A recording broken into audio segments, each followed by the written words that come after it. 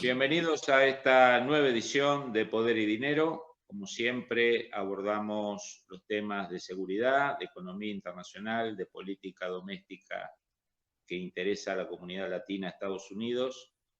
Hoy tenemos un tema para los que seguimos los temas bélicos, estratégicos, de suma importancia, que es la zona del Cáucaso, la histórica rivalidad entre el mundo turcomano y Armenia, antes de la Unión Soviética, durante la Unión Soviética y después de la Unión Soviética.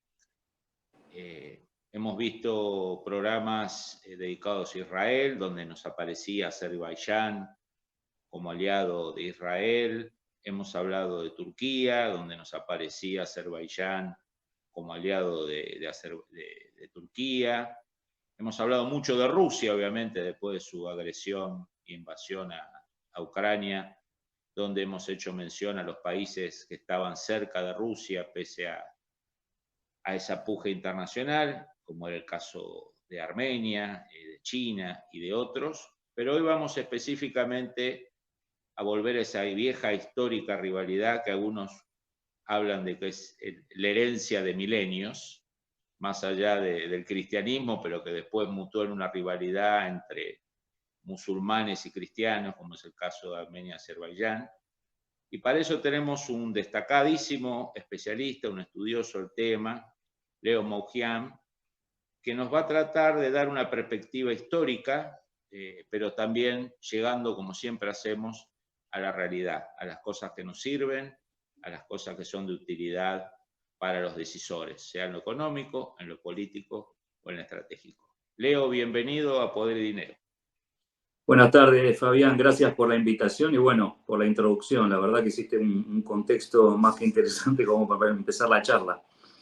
Así es, Leo. Yo decía que durante la misma Unión Soviética, porque cuando uno revisa el tramo final de la Unión Soviética, que supuestamente tenía un grip, un control total sobre todo el famoso Partido Comunista de la Unión Soviética, varios años antes de la desintegración de la Unión Soviética, tenemos una guerra dentro de la Unión Soviética, que es precisamente a fin de los 80, vos me corregirás, año 88, ¿puede ser? Sí, ahí empiezan los movimientos, sí, de pensamientos, de intelectuales y después, por supuesto, eso se transforma y después choques armados, ¿no? Sí, es una guerra abierta de 4 años con 30.000 fallecidos en el medio. Estamos hablando del enclave de Nagorno-Karabaj.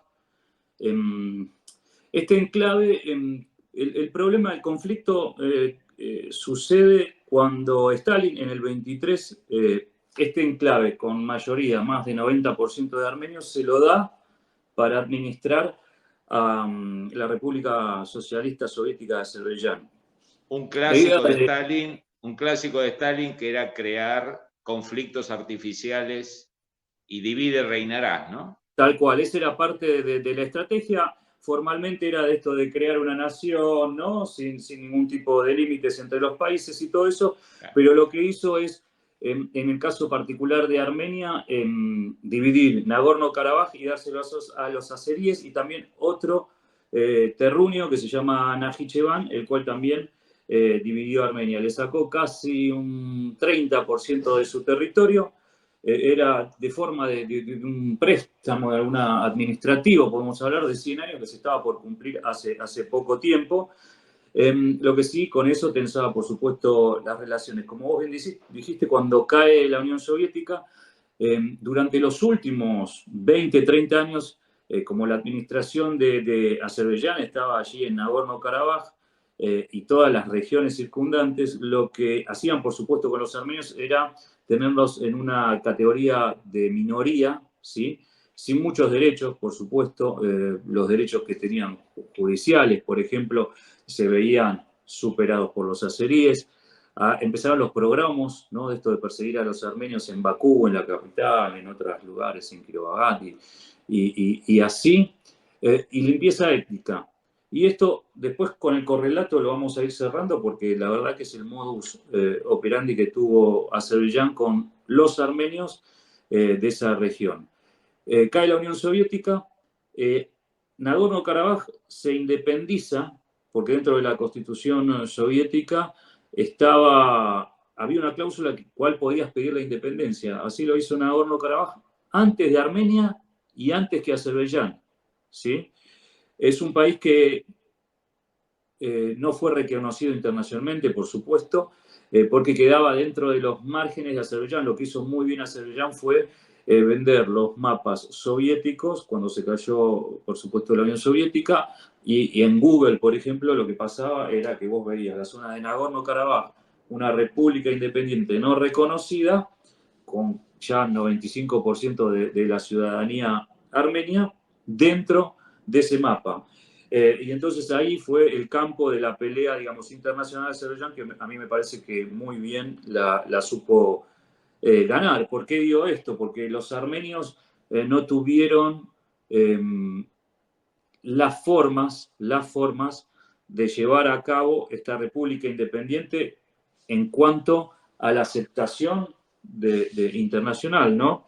Si bien, por supuesto, que los casos fueron presentados en la ONU, en cómo se dividía el Estado de Nagorno-Karabaj, cómo se sostenía económicamente. Bueno, lo que no pudieron es hacer un plan de reconocimiento. Y también acá es difícil, ¿no? Si somos pragmáticos, realpolitik, estamos hablando, es muy difícil que algún país reconozca un territorio dentro de otro que está en conflicto. Es un No, porque territorio te abre una caja de Pandora a infinita, ¿no? todos. Creo que a todos los países los empieza a complicar si se abre esa caja de Pandora, como vos bien dijiste. Los armenios Y estuvieron... ahí Sí, Juan, obviamente nadie quiere abrir la caja de Pandora, menos Rusia, menos Estados Unidos, China, o sea, la forma de sobrevivir de ese Nagorno Karabaj. ligado a Armenia Mm, era obviamente con poder militar y con sí, poder económico. Y ahí te quería consultar, porque en la matriz de alianzas de Armenia, básicamente siempre su protector o su actor de referencia fue Rusia, ¿no? sí. La Rusia postsoviética.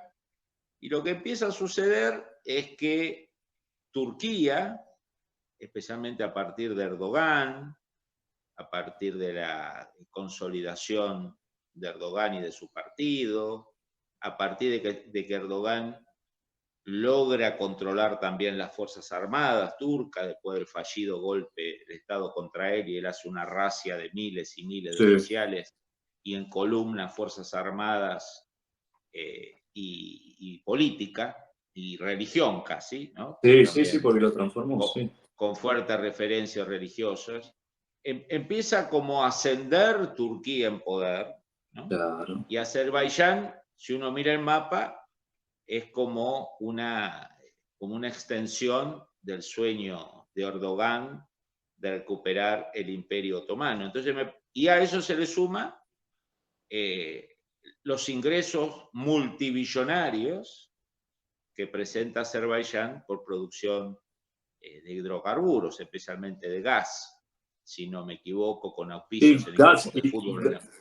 no, gas y petróleo, sí, Gas sí. y petróleo, ¿no? Con auspicios multimillonarios en camiseta de fútbol Ahí europeo, está, sí, con sí. obras faraónicas.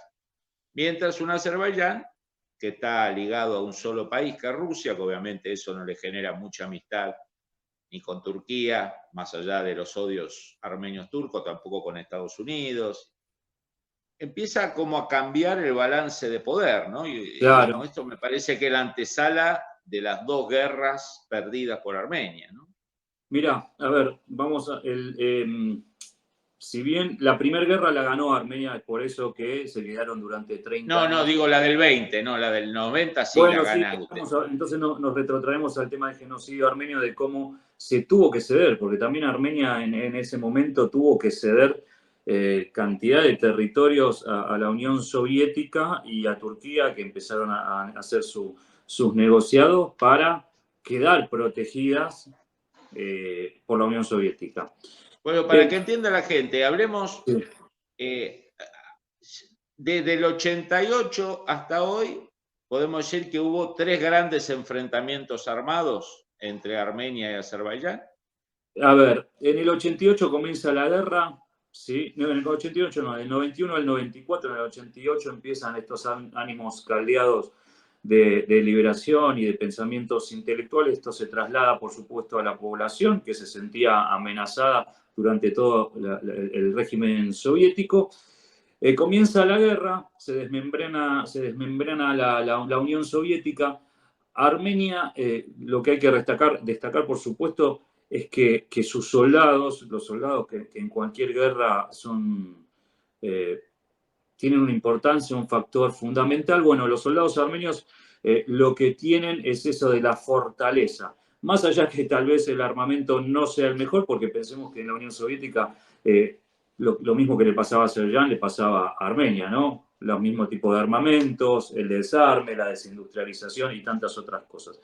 Bueno, Armenia llega a una guerra larga con Azerbaiyán por lo bajo, por supuesto, porque Armenia no podía entrar como país en la guerra, sino, sí, de alguna forma, o facilitando Ayudando. armamento, o soldados, o sí, ese tipo de forma. Esto durante mucho tiempo quedó, la verdad, en una situación tensa pero tranquila, ¿sí? No se firmó un acuerdo de paz en el 94, porque no lo quiso Rusia, el mediador, ¿sí? A Rusia lo que le convenía tener este conflicto abierto durante mucho tiempo para empezar a jugar con los dos, y así lo hizo. Vendía armas por un lado y armas por el otro, y en la mesa de negociación, por supuesto, se seguía mandando. Como vos decís, el ascenso de Turquía, cuando se empieza a meter en conflictos con el norte de Siria, en Irak, en Argelia, bueno, ves cómo el expansionismo de Erdogan se está viendo.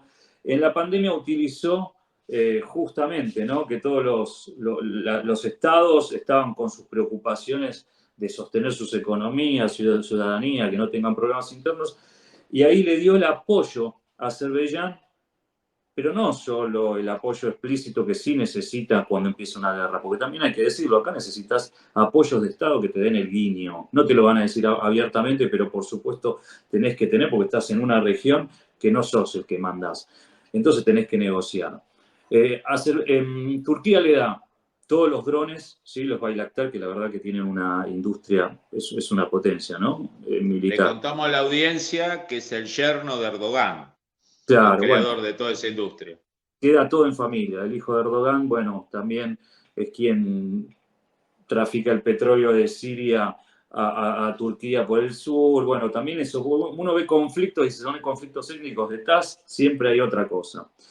Bueno, Turquía le da el visto bueno a Azerbaiyán, por supuesto, armamentos, enorme cantidad de armamentos, y no solo eso, sino la alta cúpula militar de Turquía, porque vos no podés preparar, ser especialista en drones en 2 meses o en 3 meses. La pandemia la tenía que aprovechar, entonces todo el alto comando de Turquía pasó a Azerbaiyán y manejaba los drones. Drones que iban, estuve allí presente y los veía, ¿no? Y era una de las mayores preocupaciones. No podías estar en grupos de 10, 12 personas porque eras pasible de que te tiren el dron. Estaba el dron merodeador y estaba el dron suicida, que era el que con algún tipo de explosivo atacaba. Entonces había que tener mucho cuidado y es más, se la puede titular es la guerra de los drones, ¿no? En donde se vio perfectamente el trabajo del dron en el campo de batalla. Están los drones israelíes, por supuesto, que como vos bien dijiste, son una alianza que tienen. Eh, Turquía necesita petróleo, no lo tiene. Israel tampoco lo tiene, entonces a cambio que hay armas, a cambio de energía. Así es, por lo menos esa alianza visible entre Turquía, Azerbaiyán, Israel.